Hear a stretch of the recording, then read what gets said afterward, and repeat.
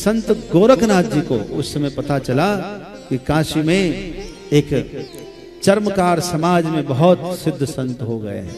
मिलने के लिए संत गुरु गोरखनाथ जी आए और संत रैदास जी उनका स्वागत किए। कुटिया में बैठे, प्यास लगी थी, पानी की याचना किया।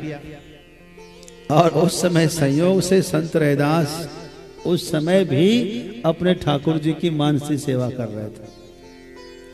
मानसी सेवा कर रहे थे भाई। और कर क्या रहे थे? वही चमड़े का पानी में चमड़ा धो रहे थे। मन से ठाकुर जी की सेवा चल रही थी। गोरखनाथ जी आए, दो बातें हुई, पानी की याचना की। सोचा कि इतने बड़े संत हैं और जल की याचना करते, पानी क्या पिलाऊं, भगवान का चरणामृत पिला देता हूं।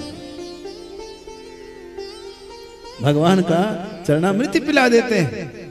तो उसी कठौती का पानी लिया, उनके खप्पड़ में डाल दिया। खप्पड़ और प्रेम से सारी बातें हुई। गोरखनाथ जी समझ तो गए कि पहुंचे हुए संत हैं, लेकिन आंखों से देख लिया चमड़े का पानी कोई कैसे पिए साहब। वहां से चुपचाप उठे और चल दिए। कहां आए पता है? संत कबीर साहब की कुटिया में। कबीर साहब से पूर्व परिचित थे गोरखनाथ जी। तो कबीर साहब से बातचीत कर रहे थे। उसी समय में प्रसंग चला दिया कि देखिए क्या बताएं, जरा सा भी इतने बड़े संत हैं पहुंचे हुए, हम तो कुछ नहीं बोले, लेकिन थोड़ा भी विवेक नहीं है। प्यासे व्यक्ति को पानी की जगह उन्होंने चमड़े का पानी दे दिया। यह कहा करके कि पानी आप क्या पिएंगे, चरणामृत पी लीजिए। जैसे आपके घर में कोई आता है, पानी मांगता है, आप कहते हैं अरे पानी क्या पिएंगे, शरबत पी लीजिए। कहते कि नहीं कहते? अरे पानी क्या पिएंगे, छाछ पी लीजिए, दूध पी लीजिए। ऐसे ही कहा पानी क्या पिएंगे, चरणामृत पीजिए। और चमड़े का पानी दिया।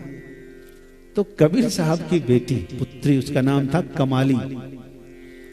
कमाली ने सुना, क्या उन्होंने आपको पानी दिया था? बोले हाँ हाँ, लेकिन हमने पिया नहीं। तो क्या किया? बोले है अभी कपड़ में। कहा हमको दीजिए तो मैं गंगा जल से धो करके इसमें आपको जल पिलाता हूं। प्यास लगी है? बोले हाँ हाँ प्यास लगी है। तो कमाली ने उस जल को अपने लोटे में भर लिया और उनके खप्पड़ में गंगा जल भर के दिया, आप पीजिए। गोरखनाथ जी गंगा जल पी रहे हैं और कमाली चरणामृत समझकर पी गई।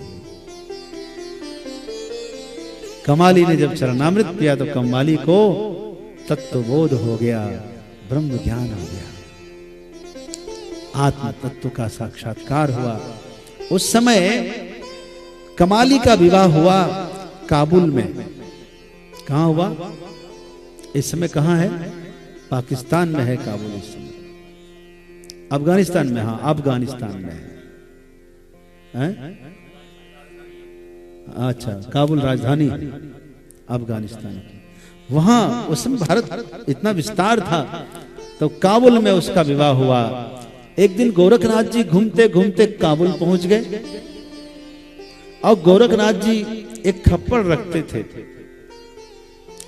उनका संकल्प था कि जो इस खप्पड़ को भर देगा उसी के यहां हम भिक्षा करेंगे, भोजन करेंगे।